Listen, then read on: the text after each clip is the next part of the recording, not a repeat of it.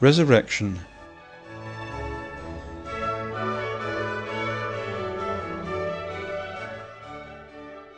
Resurrection means to come back to life. To come back to life implies that we have been dead. Therefore, to fathom the meaning of resurrection, we must clarify the biblical concepts of life and death. The biblical concepts of life and death. Jesus said, "Leave the dead to bury their own dead." These words of Jesus show two different concepts of life and death. First, death means the end of physical life, as was the case of the person to be buried. Life, in that sense, means the state in which the physical self maintains its physiological functions. The second concept of life and death concerns those living people who were to bury the deceased man. Death refers to leaving the bosom of God's love and falling under the dominion of Satan.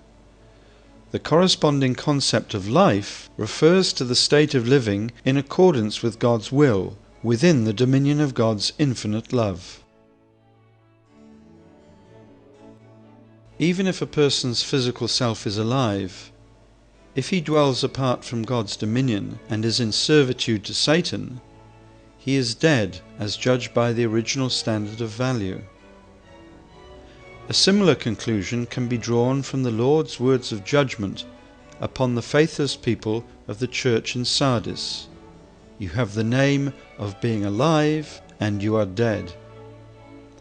On the other hand, when Jesus said in John 11:25, "He who believes in me, though he die, yet shall he live," he meant that those who believe in him and live within the realm of God's dominion have life.